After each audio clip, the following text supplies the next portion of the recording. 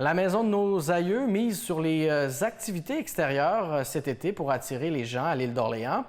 L'organisme offre notamment ces fameux circuits de village qui permettent de découvrir l'histoire du village de Sainte-Famille et de ses multiples bâtiments patrimoniaux. Une activité qui est conseillée à tous les amateurs d'histoire et à tous les amoureux de l'île d'Orléans, comme nous l'explique le responsable des communications de la Maison de nos aïeux, Raphaël Boivin-Fournier. À la Maison de nos aïeux, vous avez décidé cet été de miser sur les activités extérieures. Peux-tu nous expliquer, Raphaël, pourquoi? Oui, en fait, on sait qu'avec la pandémie, miser sur les activités extérieures, c'était un peu la chose à faire pour tout le monde. Surtout que nous, on est dans un site fermé avec la Maison de nos aïeux. C'est sûr qu'on a fait beaucoup de choses pour rendre le tout le plus sécuritaire possible, mais ça reste que l'extérieur, c'est quand même la meilleure solution. Donc, on avait beaucoup d'activités, nous, déjà en caisse qui pouvaient se donner à l'extérieur, notamment les circuits de village et les rallyes photos. Ces deux activités qu'on avait dans nos cartons, mais qu'on ne mettait pas de l'avant de manière aussi forte dans les années précédentes. Mais là, on s'est dit que cette année, au niveau des communications, on allait beaucoup miser là-dessus parce que justement, les gens ont envie d'être dehors aussi. Là, les gens ont été encabanés avec le confinement pendant des mois. Donc, le monde a envie d'être dehors. Puis nous, ça nous permet de continuer notre mission de mise de l'avant du patrimoine de l'île d'Orléans et de Sainte-Famille à travers les activités, justement, extérieures. Le circuit du village de Sainte-Famille, comment ça fonctionne pour que ça soit à la fois agréable et sécuritaire pour les gens? Dans le fond, le circuit s'offre sur réservation uniquement.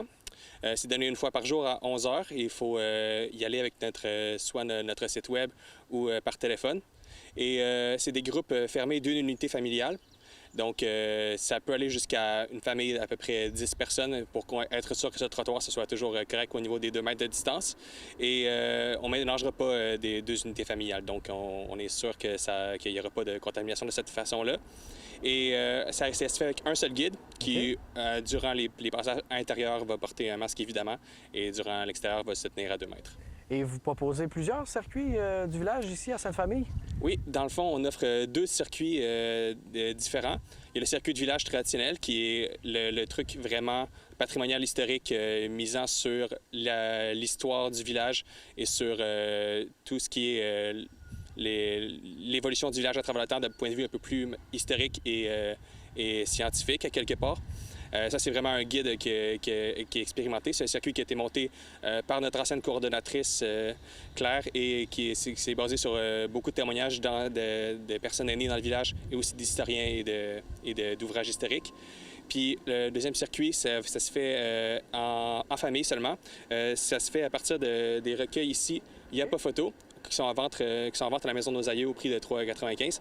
Et ça, les familles partent ensemble, puis ils vont suivre un rallye qu'on a déjà prévu et qui va faire en sorte qu'ils vont pouvoir découvrir le patrimoine de Sainte-Famille à travers la prise de photos et avec plein de petites activités et de petites questions qui vont être... de façon autonome? Ça se fait de façon autonome, oui.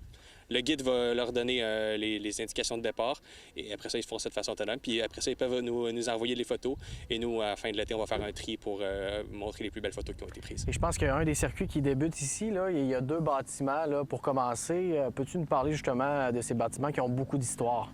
Oui, en fait, ici, on est vraiment dans le cœur de Sainte-Famille. On parle d'histoire du village durant le circuit. C'est vraiment ici que tout débute. Puis même au niveau de l'île d'Orléans, c'est à Sainte-Famille que tout débute. C'est vraiment le premier endroit où la colonisation commence. Ici, c'est vraiment sur la terre seigneuriale ancestrale. C'est là qu'il y avait...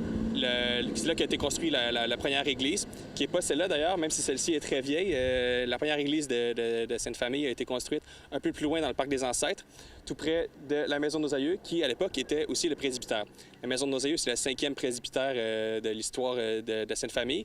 Il a été construit en 1888, mais sur le terrain où c'est qu'on est, ça a toujours été là qu'a été les bâtiments religieux importants. Également le moulin, parce que c'est l'endroit également, le territoire seigneurial, c'était l'endroit où il y avait toujours l'église et le moulin, parce que c'était un devoir du Seigneur à l'époque de construire ces 2 éléments-là pour donner à ses aux personnes qui habitaient sur cette seigneurie. Bien, ça nous donne un petit peu un avant-goût des circuits de village. Ça s'adresse vraiment aux amoureux de l'île d'Orléans, aux amateurs d'histoire. Est-ce qu'on peut dire ça comme ça? Oui, le circuit s'adresse à tout le monde qui est intéressé par l'histoire de l'île d'Orléans et de Sainte-Famille. Je crois que même pour les habitants de l'île d'Orléans, ça peut être intéressant de découvrir un peu plus en profondeur leur histoire parce que ça va vraiment de la colonisation jusqu'au 20e siècle. Il y a certains bâtiments qui sont d'un patrimoine beaucoup plus moderne que d'autres, mais ça nous permet justement de découvrir une autre facette de l'histoire de Sainte-Famille et de l'île d'Orléans en même temps. Puis depuis que vous avez déployé ce service-là de façon peut-être plus régulière, est-ce que la réponse des gens est bonne? Oui, jusqu'à maintenant, les gens sont vraiment très intéressés par l'activité.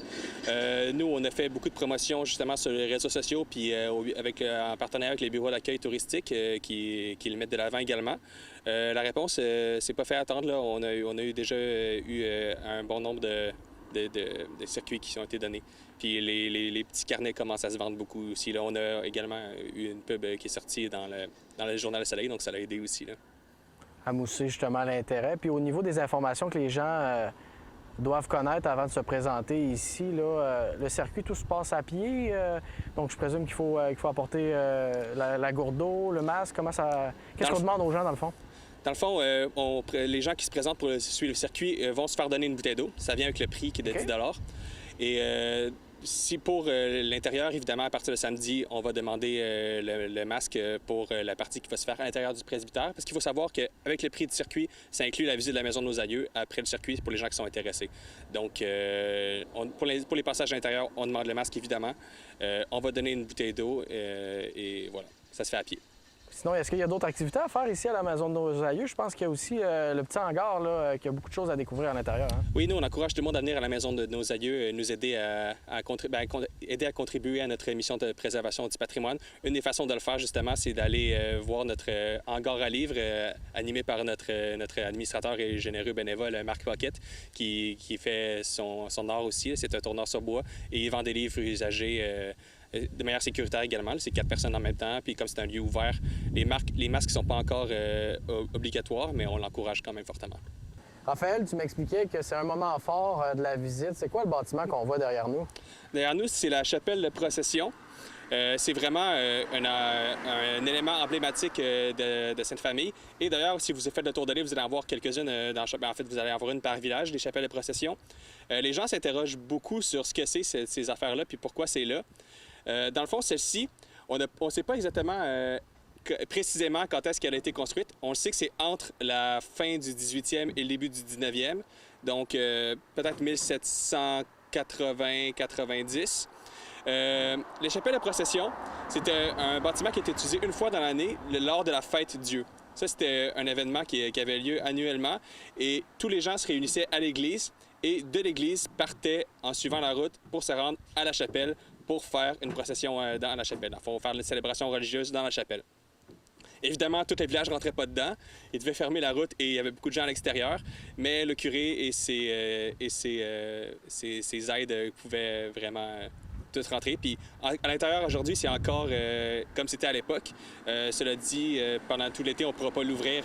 Il y a des travaux qui doivent être faits et les autorités religieuses, de toute façon, n'autorisent pas l'ouverture des lieux de culte en ce moment. Donc, et la chapelle et l'église, cette année, on ne pourra pas aller voir à l'intérieur. Sauf s'il y a un changement, évidemment. Et si c'est le cas, on va se faire plaisir de les ouvrir. Historiquement, donc, c'était un lieu significatif pour la communauté ici à Sainte-Famille de l'île d'Orléans? Oui, jusque dans les années 60-70, on a continué de venir à chaque année faire la procession. Évidemment, ça faisait des moments un peu cocasses où les gens qui venaient faire le tour de l'île arrivaient puis devaient arrêter parce que tout le village était dans le plein milieu de la rue. Là, ça se fait plus aujourd'hui, mais c'est vraiment... Si on parle beaucoup aux aînés, il y a beaucoup de gens qui se rappellent d'en avoir fait pendant longtemps. C'est ancré dans leur mémoire. C'est ancré dans leur mémoire, exactement. Sinon, quels sont les autres bâtiments patrimoniaux à découvrir dans le circuit? Dans le circuit, on va faire vraiment toute l'histoire de Sainte-Famille, de la colonisation jusqu'à aujourd'hui essentiellement. On va viser différents types de patrimoine, que ce soit l'ancienne beurrerie / scierie, qui combinait les deux occupations, l'ancienne forge, l'ancien couvent, qui est devenu l'école de Sainte-Famille aujourd'hui, l'ancien magasin général, l'ancien bureau de poste. On va également parler beaucoup des autres éléments emblématiques comme le moulin qui est détruit aujourd'hui et l'ancien quai de Sainte-Famille aussi. Puis en terminant, tu me disais que c'est des visites que vous offriez déjà là, à la clientèle scolaire. Est-ce que vous avez adapté justement le contenu là, aux visiteurs ou si vous êtes déjà rodé, puis c'est une formule gagnante qu'on ne voulait pas changer? Dans le fond, le circuit de village, c'était déjà offert tel quel. Ce qui était adapté à la population scolaire, c'était le rallye pas photo. OK. Et que, dans le fond, pour le circuit de village, c'est 1 heure à peu près. Soit on va à l'est, soit on va à l'ouest. Et c'est au choix du visiteur. On peut faire les deux aussi s'ils sont crinqués.